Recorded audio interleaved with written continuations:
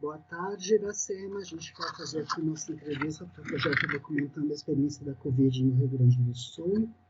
E eu vou começar além do termo de consentimento livre esclarecido.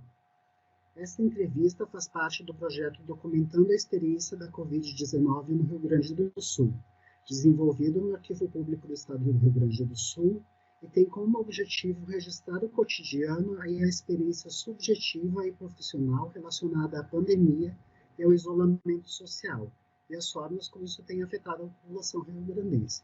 Você tem liberdade para decidir se participará ou não e pode solicitar interrupção ou desistir a qualquer momento. Você pode autorizar a divulgação de sua identidade ou solicitar que ela seja omitida. O conteúdo da entrevista será utilizado para fins de pesquisa, educação e cultura e será divulgado na internet para que você e outras pessoas tenham acesso aos resultados. Não há custos nem compensações financeiras pela participação. Caso você se sinta cansada, triste ou confusa, podemos parar a entrevista e, se for do seu desejo, retomá-la em outro momento. Se você não se sentir confortável para responder alguma pergunta, podemos passar para a seguinte. Se for do seu interesse, você poderá definir um prazo para o início da divulgação da entrevista. Você está esclarecida quanto aos objetivos da pesquisa e quanto à forma como a entrevista será feita? Sim, esclarecida. Você concorda que sua identidade seja revelada na divulgação do material ou prefere que ela seja usada um pseudônimo? Pode ser revelada a identidade.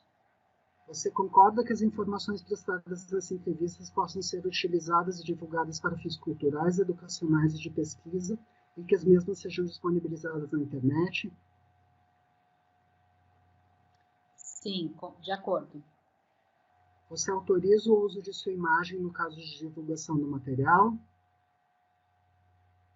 Sim, autorizo. Você está ciente de que tem o poder, neste ou em qualquer outro momento até o fim desta entrevista, de definir a partir de que prazo seu depoimento poderá ser disponibilizado para pesquisa? Sim, estou ciente. Então tá, agora já foram as questões iniciais, agora a entrevista propriamente dita.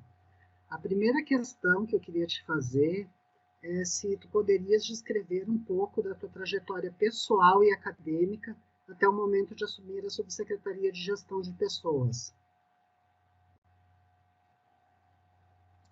Bom, vou fazer um breve relato, então, né? Eu sou natural do Maranhão, cidade de São Luís, capital. Iniciei minha atividade profissional como estagiária no Banco de Desenvolvimento, né? Que é o Banco do Nordeste, num programa chamado de microcrédito de apoio pelo Banco Mundial aos microempreendedores. Participei, né, enquanto banco, 3 anos de estágio, depois mais 2 anos nesse programa, e lá fazia a faculdade de filosofia, né, foi minha primeira faculdade. Estando lá no Maranhão, dadas as condições regionais e de minha família, né, de pobreza, eu decidi, então, buscar outros horizontes, né? Então, fiz um mapeamento de onde poderia migrar para o Rio Grande, assim, de onde poderia migrar para o Brasil, né? Em busca de melhores condições de salário. E dentro dessas perspectivas, acabei escolhendo o Rio Grande do Sul. Então, cheguei no Rio Grande do Sul em 2001, né? Fiz entrevista em 2 locais pela experiência profissional que eu tinha enquanto bancária. Entrei, então, num banco que se chama Banco de Larlanda, então é um banco de financiamento agrícola, onde trabalhei por 9 anos, e durante esse período fiz o curso de economia, bacharelado de economia, então, na cidade de Canoas, morando em Canoas, de economia, né? Após o curso de economia, eu fiz, então, o mestrado em economia do desenvolvimento na PUC, né? E aí, quando estava no mestrado, fiz reflexões da minha contribuição para a sociedade e acabei optando, então, em sair da iniciativa privada e ir para o setor público. Então, foi quando eu despertei para fazer concursos. Naquele momento, eu acabei passando em vários concursos, mas fui chamada no concurso da Caixa Econômica Federal, onde assumi no ano de 2010, né? Saí, então, da iniciativa privada e fui para a experiência no setor público. Fiquei por 4 anos e meio na Caixa e identifiquei que ali eu não estava feliz com a atividade que eu desenvolvia, porque não conseguia enxergar na atividade enquanto bancária a minha contribuição e a minha satisfação pessoal, então, em estar contribuindo, né, enquanto cidadã, em estar dando a minha parcela, então, para a sociedade. Neste momento, então, eu fiz uma opção de focar em uma atividade que é onde eu tinha sonho de trabalhar, né, de desenvolver uma atividade, que foi a Fundação de Economia e Estatística. Então, eu fiz uma opção de me dedicar para o concurso e de focar nessa atividade, onde eu entendia que teria uma realização pessoal e profissional. Participei, fiz então um concurso e acabei assumindo no ano de 2014, né, em 18 de dezembro de 2014, na Fundação de Economia e Estatística, então, como economista, né, foi uma maior felicidade, eu acho, aí da minha vida, comparada aí ao nascimento do meu filho e ao meu casamento. Estando nessa fundação, tive o prazer, então, de participar da pesquisa de emprego e desemprego, que também era um sonho antigo do meu tempo de faculdade aí de economia. Nessa pesquisa, né, nessa experiência profissional, pude aprender e dar a minha contribuição aí nas discussões sobre mercado de trabalho na região metropolitana, né, do Rio Grande do Sul. Infelizmente, por decisão, então, governamental, na época, né, no ano de 2016 foi votado, então, o encerramento a extinção das fundações no Estado, dentre elas a Fundação de Economia e Estatística. Nesse momento, então, eu e mais vários colegas participamos ativamente na defesa do trabalho, da pesquisa e da instituição. Infelizmente, em 2018, veio a se concretizar o encerramento das atividades da pesquisa, então, que eu estava vinculada, e a transferência de alguns colegas para outras áreas. Então, nesse momento, eu fui transferida, então, para a para a Secretaria de Justiça, Cidadania e Direitos Humanos, onde permaneci ali por 3 meses. Depois fui transferida, por minha solicitação, à Secretaria da Fazenda, né, onde permaneci ali por 4 meses. Nesse período, houve troca de governo do Estado, assumiu, então, o governador Eduardo Leite, em 2019, e com ele a secretária Leani Lemos assumiu a Secretaria de Planejamento, aonde, então, eu estou vinculada enquanto servidora, né, da Fundação de Economia e Estatística, e a secretária, então, me fez um convite de inicialmente estar à frente do Departamento de Recursos Humanos por um período aí de interina por 2 meses, enquanto estava sendo realizado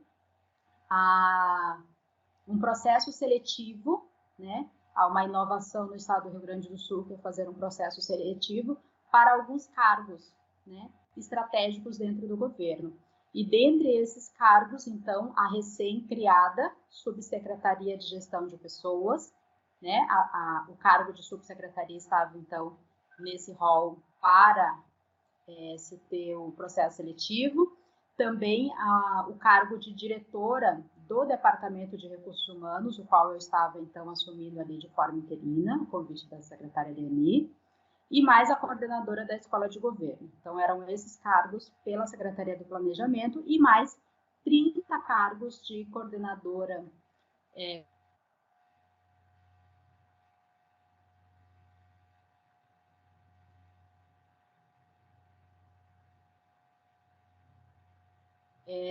a partir desse momento, então, eu passei a compor as atividades enquanto gestora pública na área de recursos humanos.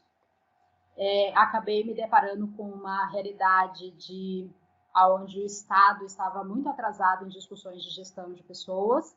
Acabei buscando conhecimento dentro dessa área, me identificando com algumas atividades e, por fim, então, decidi participar do processo seletivo que estava em curso, né?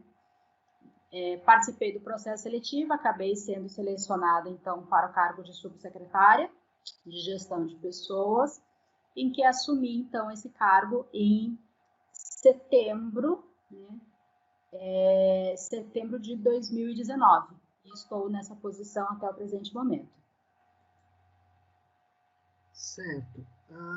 E eu queria perguntar qual é a tua lembrança das primeiras notícias que tu recebeste sobre o coronavírus e sobre, tanto lá na China quanto sobre a sua difusão na Europa, e como é que tu avalia o conhecimento que tu e os gestores públicos estaduais tinham sobre isso naquele momento?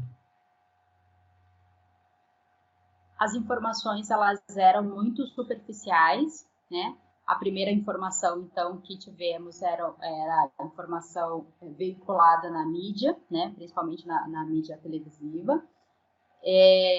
E a percepção é de que isso não chegaria, né? A nosso contato, pelo menos se imaginava que poderia ter aí uma contenção desse vírus na China, né? Víamos assim com bastante apreensão os relatos de isolamento social que ocorreu na China naquele momento, e isso parecia ser algo muito distante.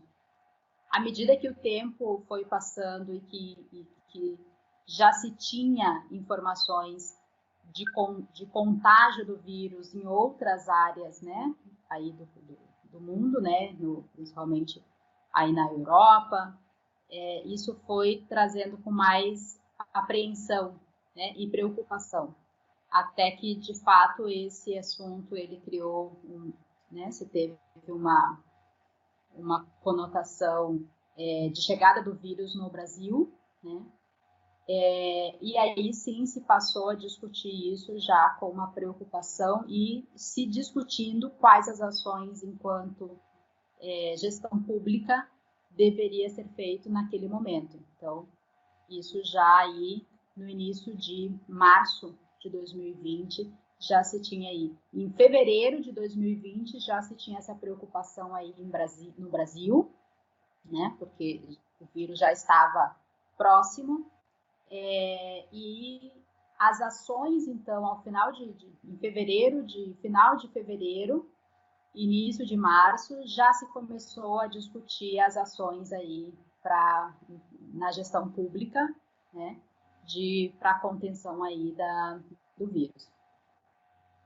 E quais eram as perspectivas e expectativas dos gestores públicos naquele momento sobre os impactos socioeconômicos da pandemia e da chegada do vírus, né?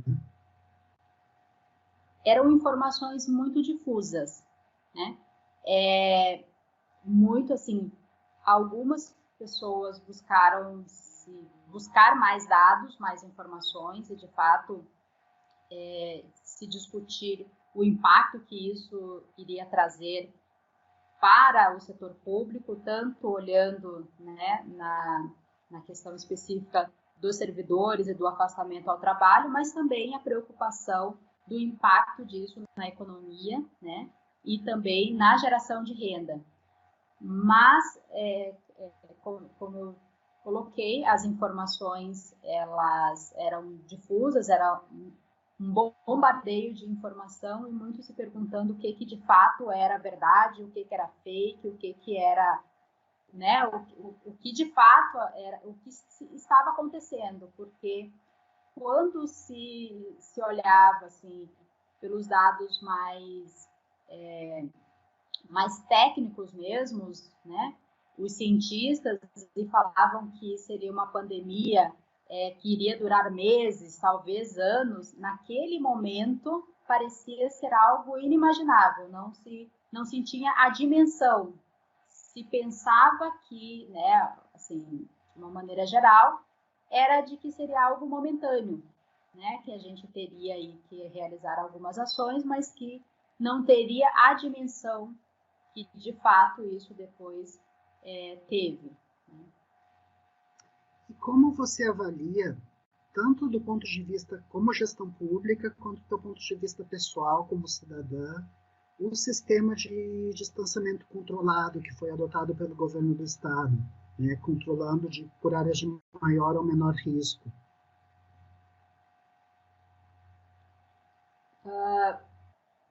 Primeiro que, assim, eu lembro bem que quando nós decidimos, né, na parte de gestão de pessoas, ter uma ação de fato de distanciamento controlado, isso já se ocorreu ali na segunda quinzena de março, tá? Lembro bem que foi numa segunda-feira, dia 16 de março, nós tínhamos inclusive as várias reuniões, ações, inclusive atividades com o governador para essa data. E no fim de semana acabou se cancelando tudo, porque se tinha aí já a preocupação e, de fato, vamos dizer assim, caiu a ficha de que aquele temor tinha chego e que era necessário tomar algumas ações imediatas, né?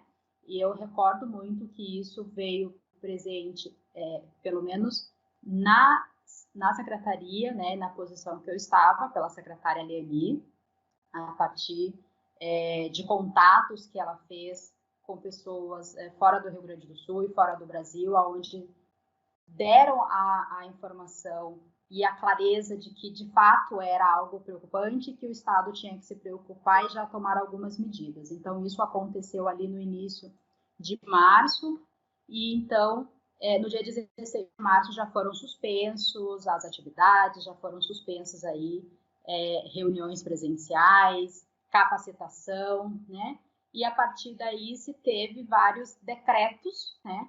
No primeiro momento se teve aí um distanciamento controlado, um distanciamento social que era por 15 dias, né? Se teve aí um decreto onde ia até o final de março, suspendendo as ações, colocando da necessidade de se instituir o teletrabalho e já colocando isso como presente no setor público. Planejamento das atividades, afastamento dos servidores, cuidado em relação aos servidores que estavam dentro do grupo de risco, e no estado nós temos uma parcela significativa de servidores acima de 60 anos e que, portanto, né, estava aí dentro desse grupo de risco. Então, num primeiro momento, se teve aí uma ação de aplicar imediatamente o distanciamento, o isolamento social e o afastamento do trabalho, né, por esses 15 dias. Neste prazo de 15 dias, se teve aí uma clareza de que isso não seria temporário, não seria por pouco tempo, então foram se aprimorando os decretos e foram se aprimorando, então, as métricas, pensando aí na parte de setor público, de atividade laboral, então, desses servidores, que nessa caminhada se chegou, então, ao modelo de distanciamento controlado. Então, isso foi uma caminhada entre, primeiro, afasta todo mundo, depois se analisa com mais cuidado, se busca informações, se tem contato com pesquisadores nessa área, e aqui até faço referência que muitos dos colegas, então, que da Fundação de Economia e Estatística, estando, então, no governo, foram estudar sobre o assunto, pensar em um método e uma metodologia, então, que poderia ser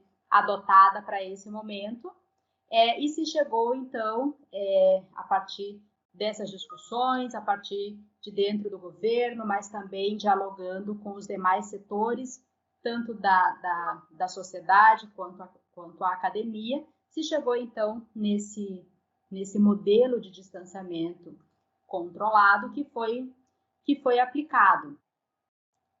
Eu acho que ele se prestou e deu o resultado que se pretendia, que era, de fato, buscar uma forma de realizar o controle, o isolamento social, tá? De afastar as pessoas da rua, né? De conter. Também se verificou aí uma grande discussão, que até num primeiro momento, pelo menos ao que eu me recordo, não foi tão incisiva, mas depois, ao passar do tempo, isso veio com mais, de forma mais presente, que era a discussão entre a abertura de comércio ou isolamento social, né? Assim, até que entre saúde e economia, né? Eu acho que isso foi posto em discussão, ainda está, né? Estamos passando por esse momento no Brasil e aqui no Rio Grande do Sul.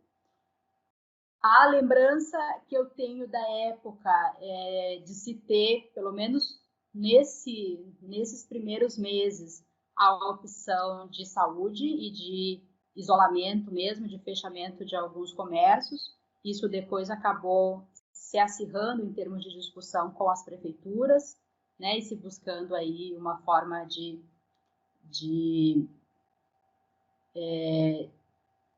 não digo disciplina, mas pelo menos de se construir consenso entre esses dois temas, tá? Enquanto cidadã e enquanto economista, entendo que, em primeiro lugar, a saúde, né? E entendo também que o setor público ele tem uma responsabilidade aí e de buscar fazer esse equilíbrio, né? Se é que é possível a gente tratar dessa forma. Mas esse equilíbrio, então, entre afastar as pessoas e dar as condições de saúde, mas também é necessário prover as condições de vida para essa população, né? E de discutir formas adequadas de como fazer isso para uma parcela da população que não consegue sobreviver sem o apoio do Estado no momento, então, de pandemia e de fechamento do comércio. Certo. E outra coisa, já falaste um pouco sobre isso, mas eu queria te pedir para aprofundar um pouco mais. De que maneiras a tua atuação como gestora foi modificada e transformada em função da pandemia e do isolamento social? Eu vejo que todos tivemos que nos adaptar a essa realidade, né? Eu acho que é um desafio aí posto tanto para o setor privado quanto para o setor público de reorganizar o trabalho a partir da perspectiva aí do isolamento social, né? É verdade que não estávamos preparados para isso, né? Não se tinha, por exemplo, o teletrabalho já estava nas pautas de discussão, né? Em fevereiro, quando foi aprovado a reforma administrativa do Estado, já estava previsto o teletrabalho ali, não só o teletrabalho, mas banco de horas e várias outras iniciativas nesse sentido, mas que todas precisariam de regulamentação, né? E não se imaginava que tão cedo teríamos que se utilizar, né, dessa ferramenta aí para a organização do trabalho e se prover as ferramentas tecnológicas necessárias para que isso acontecesse. Então, foi um momento, né, de muita resiliência, né, de muita adaptação. Eu acho que, de uma maneira geral, né, tanto o setor privado, mas aqui especificamente o setor público no estado do Rio Grande do Sul conseguiu tomar frente disso, conseguiu disponibilizar ferramentas, tá? Adaptar os sistemas, adaptar a forma de trabalho, né? exigiu muito dos gestores, das chefias, planejar a atividade, organizar, fazer escala, né? Para que fosse possível, então, as pessoas desenvolverem os seus trabalhos de forma remota, né? Trabalhar de casa. Claro que esse não é um cenário ideal para o teletrabalho, aqui pensando principalmente nas mães que tiveram aí, que realizaram o trabalho de casa junto com os filhos, porque os filhos também não têm escola, então essa rotina aí dupla de estar com as crianças em casa, de realizar o trabalho. Mas assim, o que a gente fez em termos de divulgação, em termos de organização do trabalho, foi primeiro de acolher esses servidores, essas chefias, de pedir que tivessem muita calma nesse momento, né? Obviamente que enquanto, né, nós somos gestores, né, organizar o trabalho, mas também somos pessoas, seres humanos preocupados, então, com a nossa saúde, com a nossa família e com o que estava acontecendo, né? Então, o que se fez aí foi tentar, nós na subsecretaria temos um fórum de RH, então se utilizar muito das ferramentas para conversar, para disponibilizar informações e orientação para as áreas de RH, de que houvesse esse planejamento e que tudo ocorresse da melhor forma possível, dadas as circunstâncias, né? E já estamos aí indo para 8 meses de utilização, então, do teletrabalho. Hoje já é uma realidade, todo mundo já está adaptado, né, ao teletrabalho. As ferramentas, elas conseguiram dar conta disso, obviamente que não é o mundo ideal, né? Hoje todos nós temos, acabamos tendo muitas reuniões virtuais, porque no mundo presencial, muito do que seria as conversas e troca de informação entre colegas, hoje tudo acaba virando uma reunião virtual para poder tratar e decidir determinados assuntos. Mas acho que isso é um novo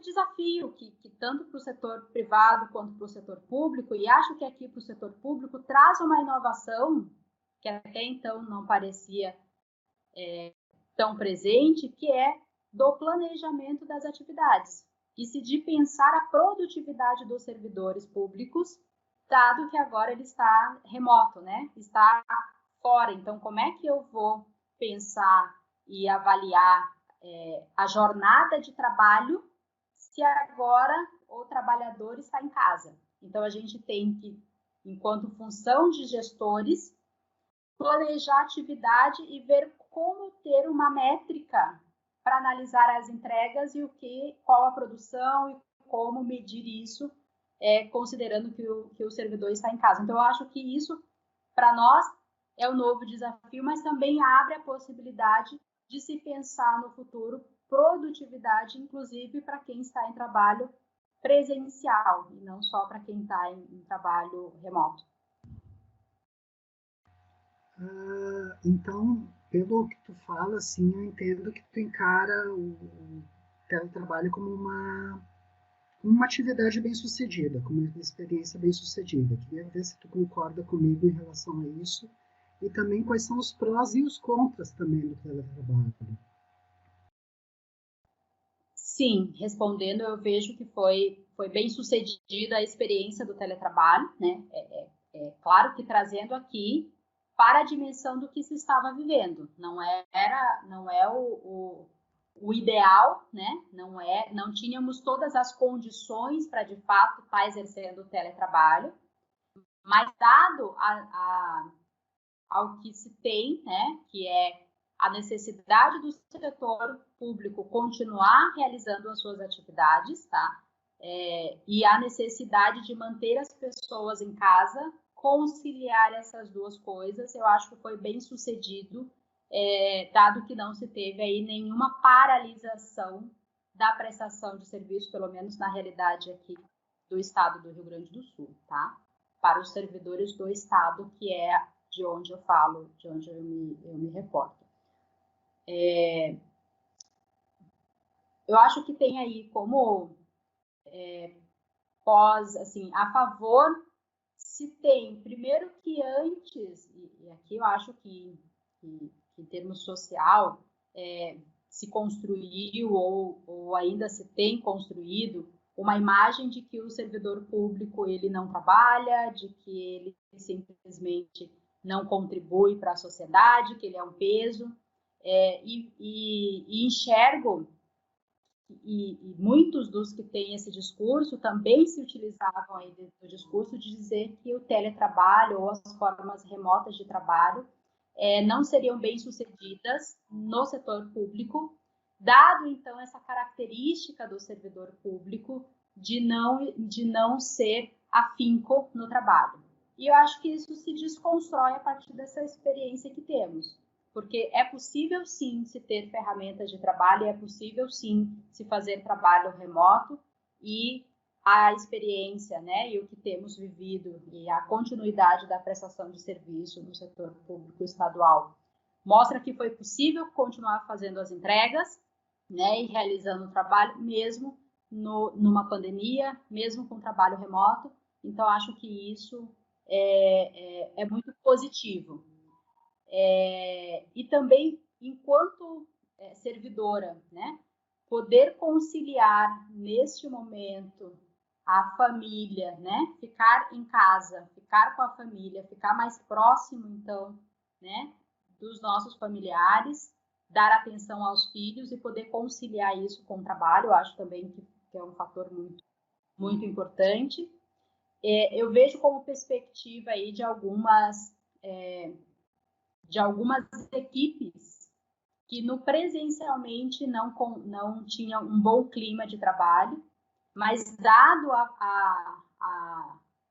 o medo, né? Dado a angústia, dado o luto da situação e um ambiente remoto onde as pessoas precisavam de um acolhimento, precisavam de uma escuta, precisavam se sentir acolhidas e próximas umas das outras, e a gente tinha isso, né, enquanto colegas de trabalho.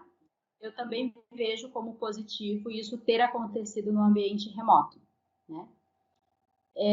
Fatores contra, eu não consigo lembrar agora de alguns problemas, assim.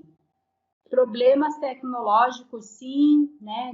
De dias de a internet não funcionar, de pessoas que não tinham acesso à internet, de pessoas que não tinham computador em casa, mas se motivaram ou buscaram formas de ter isso, de ter o computador ou de ter a internet para que pudessem exercer o teletrabalho, e ficar em casa, né? Então, eu acho que isso acabou acontecendo.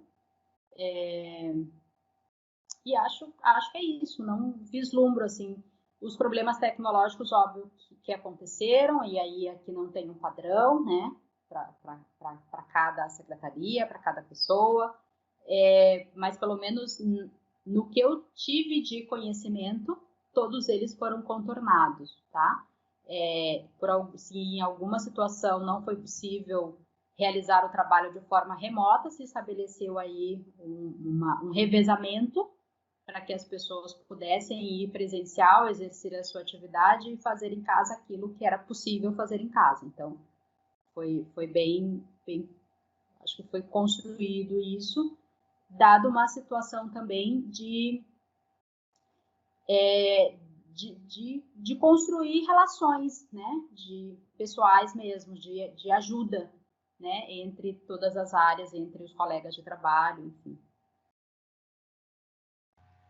E além do teletrabalho, te ocorre algum outro impacto da pandemia e do isolamento social na rotina da administração pública estadual de uma forma mais ampla?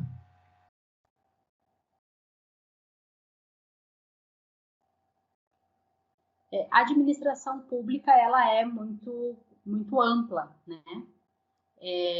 A gente, obviamente, que precisa destacar aqui a prestação de serviço na área da educação, por exemplo, né?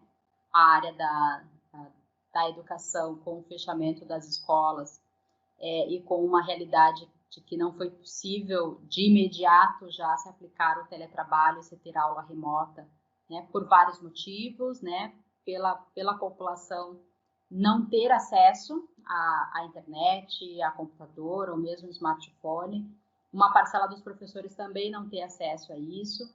É claro que no número de servidores e no número de alunos que se tem na escola, o desafio é muito maior do que simplesmente implantar um trabalho remoto no âmbito do setor público, né, para as atividades meio. Então, isso tem que ser destacado, né, que nem todas as atividades são possíveis fazer de forma remota, então essas que não puderam ser possíveis de fato, tivemos problema. E também aqui a parte da saúde, que também foi uma área muito demandada nesse período todo. Boa parte, num primeiro momento, praticamente toda a área da saúde não pôde aderir ao teletrabalho, dado que é o grande foco aí da prestação de serviço, da necessidade para atender a pandemia, né? Mas sim, dado o contexto e a situação em que enfrentamos, entendo que são situações particulares, né? Que, enfim, que nem tudo é possível solucionar com as ferramentas que se tem. Certo. E outra pergunta que eu queria fazer, eu acho que tem bastante a ver com a tua formação como economista e até com esse breve período de atuação na Secretaria da Fazenda. De que forma a crise econômica decorrente da pandemia impactou a arrecadação estadual e o quanto isso se refletiu no pagamento dos servidores e na folha de pagamento?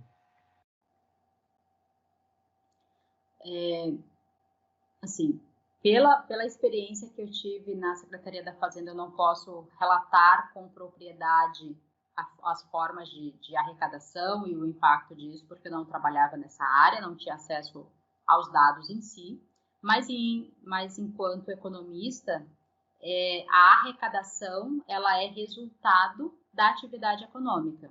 Então, se nós temos uma redução da atividade econômica, que é o que aconteceu, né, para se ter o isolamento social, né, é necessário fechar algumas atividades, principalmente as atividades de comércio foram muito impactadas com isso, né, fechar essas atividades, ou seja, não prestar esse serviço, e isso, obviamente, tem vários impactos, né, na renda, pessoas, então, que ficaram sem renda, pessoas que tiveram redução drástica da sua renda, principalmente aquelas pessoas mais vulneráveis, que são os trabalhadores do mercado informal, né? Essas, basicamente, ficaram aí por um período sem renda, né? E isso impacta na arrecadação de impostos, obviamente, né? Reduzindo a capacidade, então, do Estado, da receita do Estado, e isso leva ao fato de não se ter os recursos necessários para realizar, seja o pagamento, né, do servidor público, para os investimentos também. Então, isso traz uma grande consequência para o setor público, né, para o Estado, de uma maneira geral. Isso na época, isso tem sido discutido, o Estado ele já estava em um cenário de parcelamento dos salários, né? Por alguns anos isso já vinha acontecendo, o que demonstra que o Estado não tinha saúde financeira e ainda no momento de pandemia isso acaba sendo agravado, né? Obviamente que de uma maneira geral, os governadores se reportaram ao governo federal para se ter algum tipo de ajuda, considerando que quem tem aí o poder, né, de gerar dinheiro, né, seja pelo fato de empréstimo, seja pela própria impressão mesmo monetária, é o governo federal, né? Então vários estados recorreram a isso.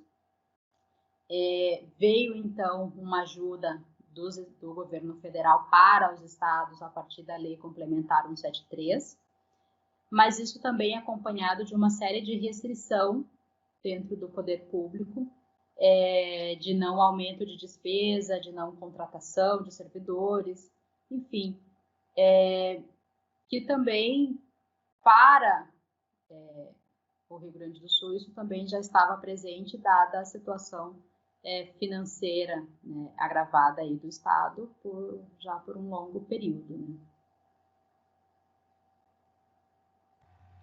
Iracema, eu queria retomar uma questão que tu falaste lá no começo da entrevista, que eu queria assinalar como uma coisa bem importante, que tu te voltaste para o setor público, preocupada com a contribuição que tu poderia dar para a sociedade e com esse compromisso que tu tem em relação ao público. Como é que tu avalia hoje a tua atuação como gestora pública diante daquele objetivo inicial que tu tinha de fazer uma contribuição social? Hoje, né, assim, só para abrir um parêntese aqui, em 2019, quando eu assumi, então, e entrei para a área de gestora pública e nessa posição de gestão de pessoas, foi no mesmo momento em onde eu tive aprovação, então, para o doutorado de 2 universidades, para a Universidade Federal do Rio Grande do Sul e para a PUC, né, o projeto, então, que eu submeti foi aprovado nas duas. Quando eu recebi o convite para trabalhar nessa área, a minha primeira reação foi de não aceitar, né? Pensando assim, bom, vai estar distante da minha área de conhecimento, que é a economia. Ao mesmo tempo, vai ser difícil de conciliar aí com a minha atividade acadêmica, de quem recém está ingressando no doutorado, tem muitas aulas, né? Tem muitas disciplinas aí e créditos para cumprir. Mas aí eu fiz uma autorreflexão do que era mais importante, né, para minha pessoa, né, para dormir bem e para estar bem comigo mesma, né? E nesse momento eu fiz a reflexão de que o meu lado acadêmico ele tem uma grande contribuição para a sociedade, né? Mas que eu via que nessa oportunidade que eu estava recebendo eu poderia contribuir de forma mais incisiva do que enquanto acadêmica, né? Então eu enxergava que a falta de se ter uma discussão séria do papel do servidor e da própria política pública, né? E isso não estar presente nas discussões dos servidores, que para mim não era uma realidade que eu tinha, então me deparei com isso ao chegar nessa posição, eu enxergava que eu podia contribuir ali, mais do que enquanto acadêmica. Então, optei por isso, né? Me senti que eu estava contribuindo mais nessa posição do que em outra posição, tá? Eu lembro bem que uma das primeiras reuniões que eu fiz com a equipe, né? E aí já tinha uma equipe grande. Minha primeira equipe eu estava com 60 pessoas, hoje eu tenho uma equipe com 148 pessoas, né? E na minha primeira reunião com a equipe, quando a gente discutia os problemas e muito dos processos emperrados, né, dentro da nossa área, né, de processos que não andavam e que ficavam meses empurrando de um servidor para o outro e aquilo não fluía. E eu lembro bem que eu reuni toda a equipe e disse assim, bom, nós aqui somos servidores, mas também a gente está aqui enquanto cidadão. Nós gostaríamos de enxergar a administração pública dessa forma e vendo que o processo ficou 2 meses, 3 meses e que não teve resultado, qual é a nossa posição do outro lado? Então, eu provoquei isso, né, dentro da equipe. Muitos assim, mas eu estou aqui há tantos anos e isso nunca é sempre a mesma coisa, ninguém escuta, ninguém traz nenhuma inovação. Eu disse, bom, mas aí é papel nosso provocar isso, é papel nosso dar a nossa contribuição, é papel nosso fazer a diferença.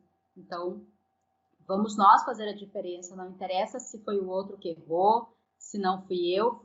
Cada um, a partir de agora, tem o compromisso de receber o processo quadrado, recebeu a bola quadrada, arruma, melhora e passa para o próximo bem redondinho para que aquilo possa fluir e a gente conseguir dinamizar.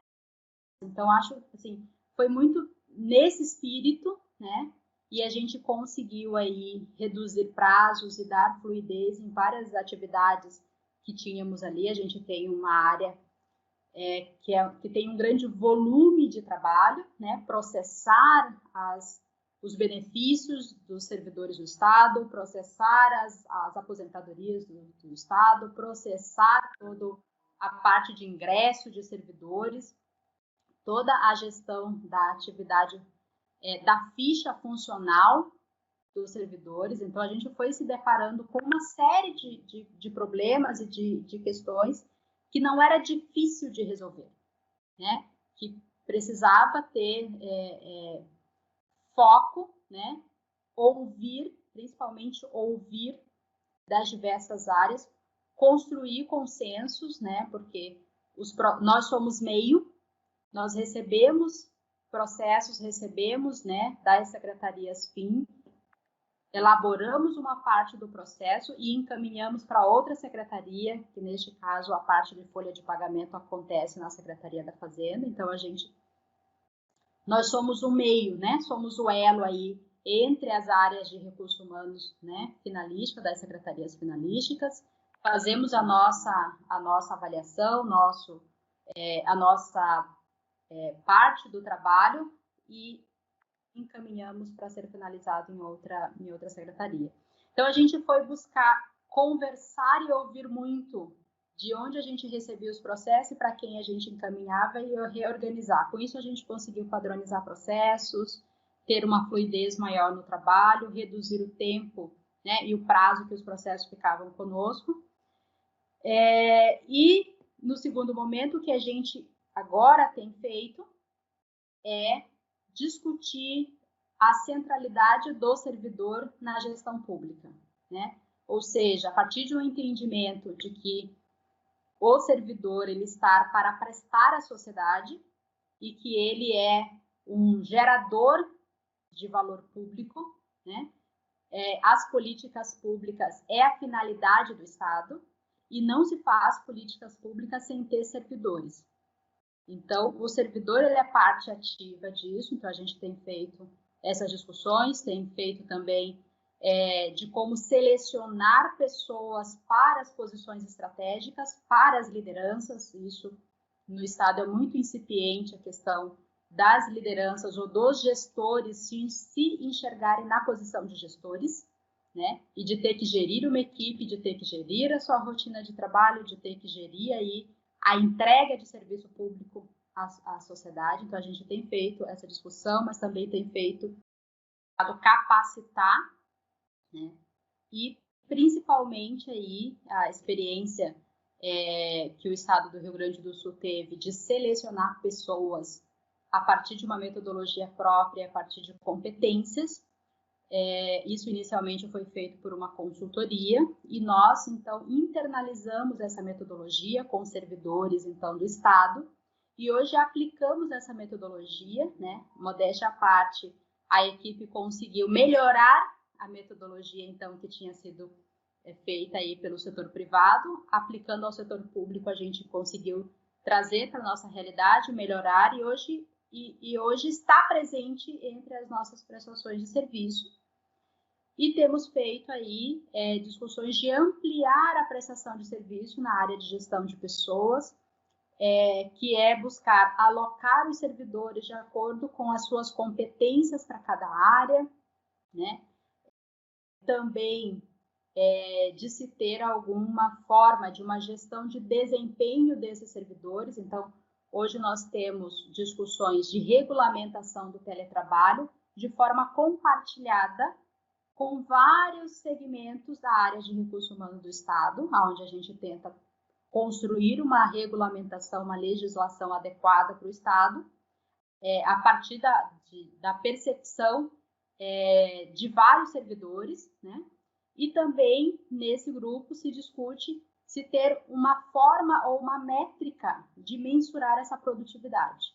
É isso que eu acho que a gente vai ter aí de avanço no pós-pandemia, é de se ter o teletrabalho como de fato, uma ferramenta, e de se conseguir ter aí uma análise de produtividade.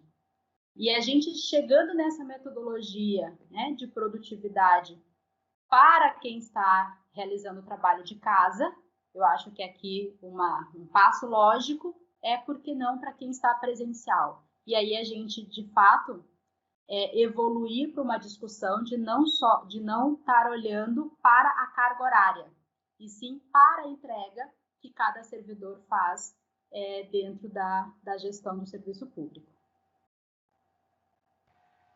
Iracema, uma coisa que me chamou a atenção na tua fala, que eu queria te pedir para esmiuçar um pouco mais, é que todo esse processo de reorganização administrativa, de buscar dar uma maior eficiência para a gestão de recursos humanos com base nesse espírito público, tudo isso coincidiu com o período pandêmico, né? Ou pelo menos boa parte com o período pandêmico. Então, eu queria te perguntar um pouco quais foram os desafios e de que maneira a pandemia incidiu sobre essa reorganização. Bom, os desafios são muitos e eles são diários, né?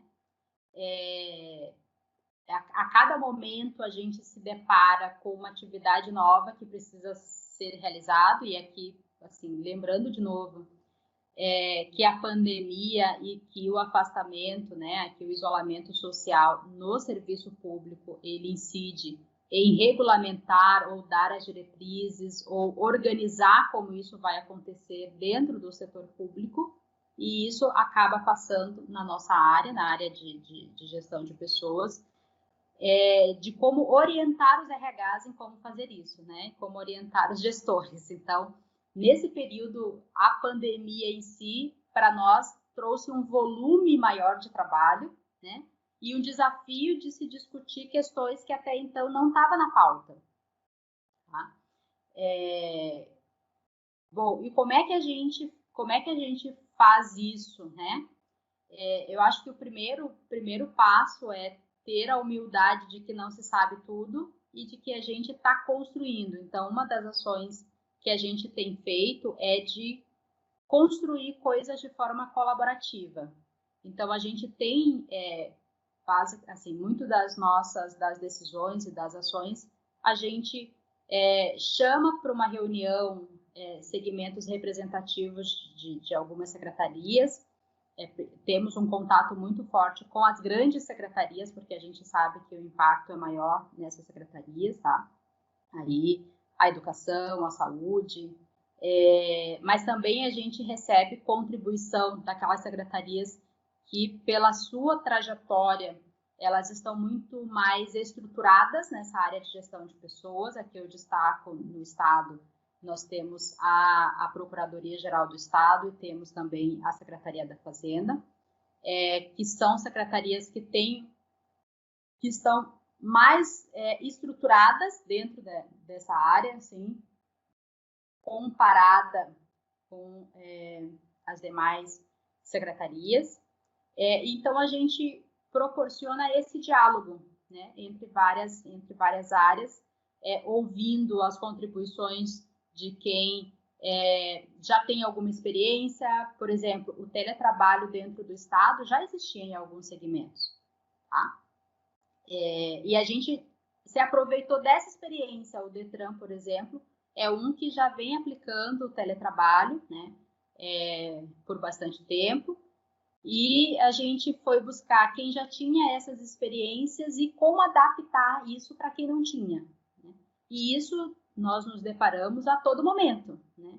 Nesse período também a gente teve um dos grandes desafios aí, também na área de perícia médica, né? A perícia médica chegou, foi elencada como uma das atividades essenciais, né, para o Estado, e aqui, de novo, o Estado não parou, então nós tivemos ingresso de servidores, e o servidor só pode ter ingresso se ele tiver passar pela perícia médica. Nós temos aí servidores que estavam dependendo de algum benefício e que precisavam, né, passar pela perícia médica, então nós tivemos que reestruturar e de achar uma forma de fazer isso com segurança também para o trabalhador. E além disso, nós tivemos, eu acho que uma preocupação aí, era também de ouvir o servidor, né, e de tentar acolher esse servidor dentro da sua angústia. E aí a perícia médica trouxe a inovação, que é um acolhimento virtual, né? A parte de perícia médica já realizava um trabalho, que é a atividade do PROSER, que é ouvir os servidores, assim, as suas angústias, e aí um trabalho das psicólogas, da assistente social,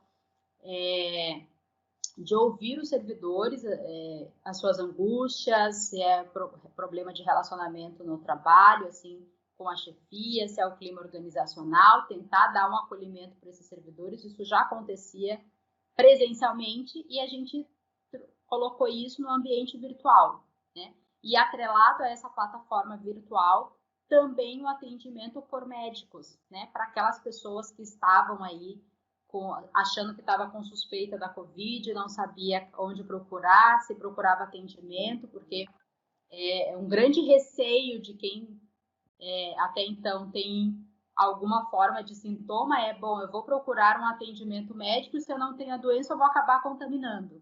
Então, a gente trouxe esse acolhimento virtual para o ambiente, primeiro foi para a Secretaria do Planejamento e depois isso acabou se estendendo e hoje está presente para todos os servidores, tá? Esse serviço. E também a gente procura, assim, se colocar na situação do servidor enquanto ser humano e trabalhar essas angústias, esse luto, esse medo da morte, né? Essas preocupações de conciliar o trabalho com a família, né? E a gente fez aí algumas rodadas do Esse Papo Me Interessa, aberta, que foram lives, né, para todos os servidores públicos, onde a gente trabalhava ali de uma forma, trouxemos aí palhaços, né, palhaços que dão cursos, que preparam, né, seja para atividade de dramaturgia, seja para o desenvolvimento pessoal, né, pessoas muito habilitadas para trabalhar e para falar dessa questão do luto e como o servidor e como, né, nós podemos trabalhar isso dentro de nós, né? Como a gente pode aceitar as nossas limitações de não ter que saber resposta para tudo, né? De saber sim que estamos angustiados, que estamos com medo e como não deixar que isso trave as nossas ações. Então foram lives, discussões em grupo, também orientamos que as chefias fizessem reuniões, né, virtuais com maior frequência com todos os seus servidores para identificar aquelas pessoas que porventura estavam numa situação aí até de depressão mesmo, e indicar isso para a área da saúde, né?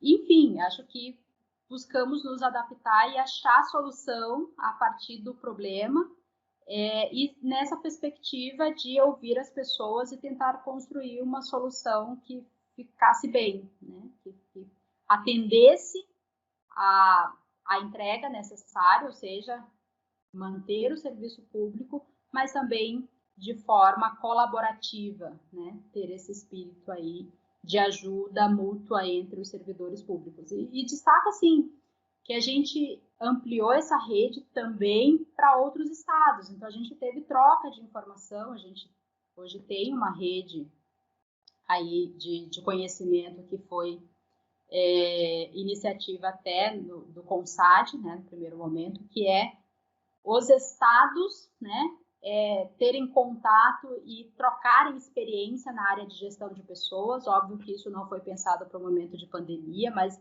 a pandemia veio e a gente utilizou essa rede para conversar com os colegas e dizer assim, bom, aí no Ceará, o que vocês estão fazendo? Vocês fizeram, né? Aplicaram teletrabalho, como vocês fizeram? Tem sistema, né? Ou então em Minas, em Goiás. E a gente seguiu, nós temos um fórum de RH que mensalmente, que eu coloquei antes, e a gente tem trago pessoas de outros estados, a gente tem trago a área de gestão de pessoas do Tribunal de Contas, por exemplo, né, da Defensoria Pública, da Assembleia, para a gente trocar informações, trocar experiência, principalmente identificar as boas práticas dentro do setor público, né, e compartilhar isso para que mais áreas dentro do Estado apliquem essas boas práticas. Né? E dessa forma a gente tem buscado encontrar as soluções para cada problema e para cada desafio que cotidianamente a gente se depara. Iracema, agora eu já vou fazer algumas perguntas encaminhadas à entrevista. Tem uma pergunta que a gente sempre faz para as pessoas, que é o seguinte: imaginando essa entrevista como um documento histórico, que vai ser visto daqui a 20, 30 anos por um pesquisador, por um cidadão interessado no período da Covid, tem alguma coisa que tu gostaria de relatar, que tu acha importante registrar, que por acaso, por alguma razão eu não tenha perguntado? Alguma coisa que tu acha importante fazer algum registro? Sim, eu acho que a gente deixar aqui muito, muito claro o momento que estamos vivendo e que esse momento ele até então, né, é de descrédito à ciência e o momento de muito alarde de informações falsas. Né? Então, acho que esse nosso momento histórico, além da pandemia, né, de todos os problemas decorrentes disso, ele tem um agravante que é estarmos no momento histórico onde as pessoas... eu gostaria de já colocar como se fosse algo do passado, mas infelizmente ainda é presente. Ainda tem pessoas que não acreditam na ciência e que acreditam que essa pandemia é fake, que isso não existe, que se tem feito aí um grande alarde na mídia e que essas mortes não são verdadeiras, né? Então, acho registrar isso, né, enquanto momento histórico, ele é importante para que a gente consiga construir aí toda uma geração que não esqueça do que estamos passando, que não esqueçam que muitas famílias perderam pessoas, que o volume de mortes, a gente está aí caminhando para 160 mil mortes no Brasil, não são números, são pessoas, cada um tem a sua história, são pessoas que é uma perda para a família, mas é uma perda social também, né, enquanto país, enquanto construção da nossa identidade, enquanto atividade econômica, enquanto histórias de vida, enquanto arquivo, né, dessas pessoas, e que muitos aí foram pensando que essa realidade não existia, né, de que a gente não estava numa gravidade como temos, e achando aí e não dando o crédito necessário à ciência. Então, nós, enquanto civilização, a gente avança pela ciência, né? A gente avança com a construção de conhecimento sério e pautado em métodos, né? E metodologia científica validada, e que isso, então, fique registrado na história, esse momento. A pergunta seguinte é justamente isso, sobre o registro histórico, né? Por que tu aceitaste participar dessa pesquisa, né? Da nossa pesquisa do Arquivo Público? Primeiro, assim, parabenizar pelo pelo trabalho que tem sido feito, né? Cada momento histórico a gente tem aí os seus desafios e a gente ter pessoas com a sensibilidade preparadas e com conhecimento técnico para registrar isso, né, na história, e isso servir de base de conhecimento para as próximas gerações, eu acho que estão super de parabéns e vejo que essa é uma missão, né, que vocês estão cumprindo e cumprindo com muito louvor. E eu topei participar disso para dar a minha pequena parcela aí de contribuição, né, nesse trabalho que tem sido feito, com pessoas super competentes, né.